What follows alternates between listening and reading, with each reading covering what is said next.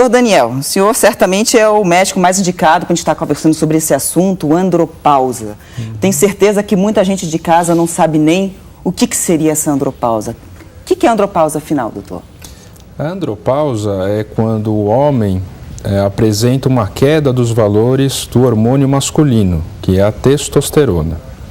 A queda do hormônio masculino, a testosterona, vai implicar uma série de modificações. Dentre elas, desculpa. Sim, Então, como é que funciona? Assim, basicamente, a andropausa, para quem está entendendo em casa, é o hormônio masculino no homem que começa a cair. Exatamente. Isso é natural, isso acontece. Ou pode não acontecer? Desculpa, eles estão... Posso continuar? Sim.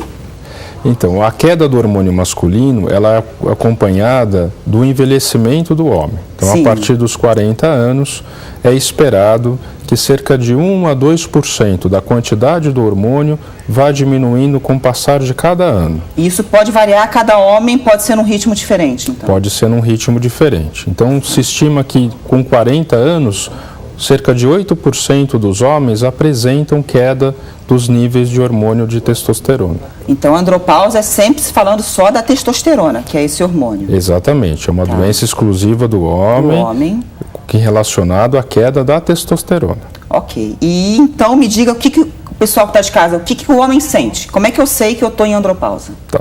Então, o homem vai se queixar da queda do libido. Então, ele tem diminuição do desejo sexual. Tá? Então, ele não tem mais vontade de procurar a parceira. Além disso, ele vai ter disfunção erétil associada. Então, ele vai ter dificuldade de manter ou ter a ereção. Além disso, vai ocorrer a diminuição da massa muscular. Então, os músculos diminuem, principalmente nas pernas e nos braços. Sim. E você tem perda de força muscular. Ele começa, então, a alterar a composição corporal dele. Começa a alterar a composição corporal. Vai aumentar o abdômen, então a gordura visceral vai estar aumentada. Tá? E com isso a obesidade também. Então isso pode ser uma justificativa, que a gente vê os homens envelhecendo, ficando mais obesos, perdendo massa muscular, então poderia ser porque esse homem está em andropausa. Exatamente. Além disso, a gente vai encontrar também alterações cognitivas, então estado de atenção, irritabilidade, fadiga, cansaço, pode ser um diagnóstico de andropausa. Então, a andropausa não é só no meu físico, ela também afeta o meu emocional. Afeta o emocional, afeta a qualidade de vida do paciente. Por isso é importante fazer o diagnóstico e é importante também fazer o tratamento. Tá. E podem ter homens que estão em andropausa e não estão sentindo esses sintomas? Ele simplesmente está com uma queda, um déficit na produção de testosterona, mas não sente nada? Ou ele sempre vai sentir? Como as modificações são muito lentas, às vezes o paciente ele não percebe esta modificação. Então, essa modificação às vezes é alertada pela companheira. A gente sabe que hoje em dia 80% das consultas preventivas são marcadas pelas parceiras, pelas mulheres. Então, é um fato importante a gente alertar as mulheres também, se perceber que o seu parceiro, que o seu homem está apresentando essas características, para procurar um urologista para se fazer um diagnóstico adequado. Esse fato alertado é muito importante, porque a gente percebe então, né, que os homens devem ter um certo bloqueio de reconhecer o problema. Né? Talvez eles não conheçam a andropausa, não conheçam essa entidade que se fala, né, andropausa, e não sabem onde procurar ajuda. Né? Você percebe, então, que as mulheres costumam orientar os maridos, os parceiros, quando percebem algum declínio, alguma coisa que está diferente aí? Então, a gente tem que contar com as mulheres para encaminhar os homens, porque elas que têm essa sensação de cuidado da família, de preservação da família. Então, é importante também ter esse apoio da esposa para encaminhar o homem até o urologista. Tá.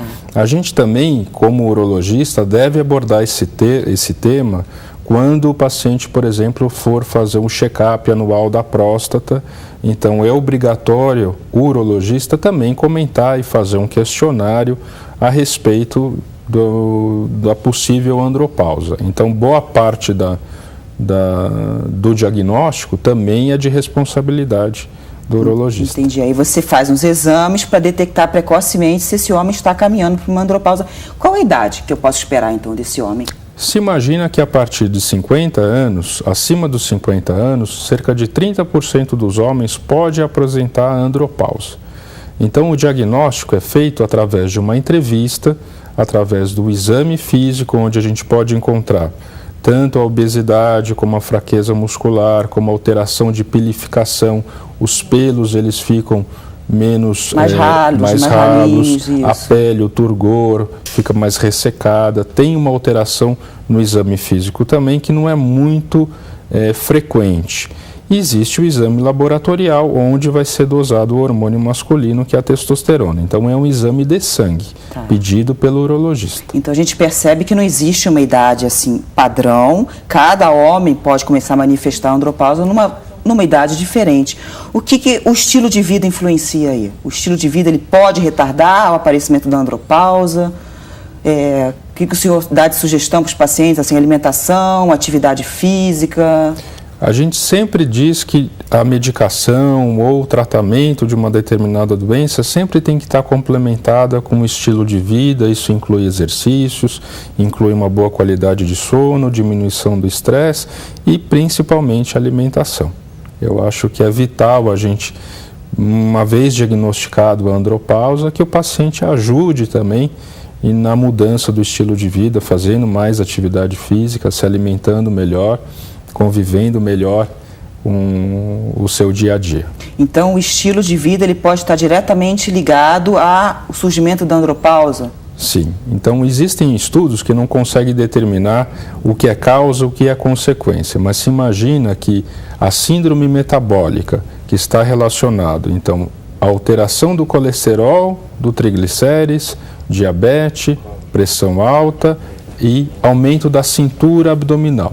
Então, quando o homem ultrapassa o valor de 102 centímetros, isso a gente indica que é uma cintura perigosa. Então, o homem com mais de 102 centímetros de abdômen, ele tem que se preocupar, que alguma coisa está errada. Ele tem um risco de doença arterial coronariana. Então, quando a gente classifica essa síndrome metabólica, a gente encontra em boa parte desses homens a presença da queda da testosterona.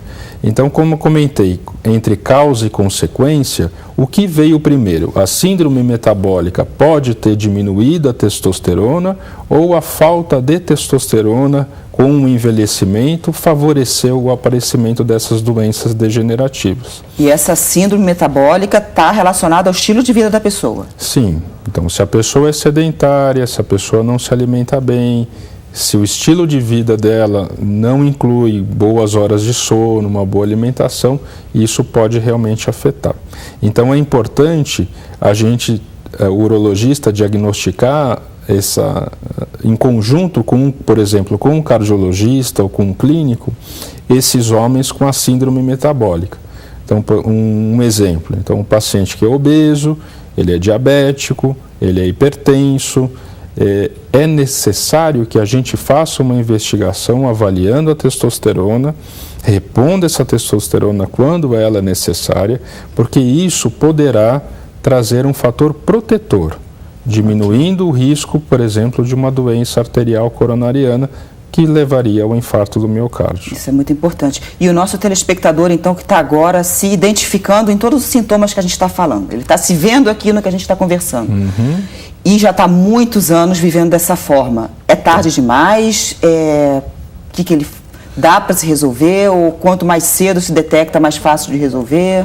Eu acho que a gente pode iniciar a pesquisa a partir do momento que o homem procura o urologista, como eu falei, para fazer um check-up de próstata. A gente pode dosar testosterona, a gente pode fazer um questionário, pode fazer o exame físico e, a partir do diagnóstico, fazer o tratamento. Não responda agora.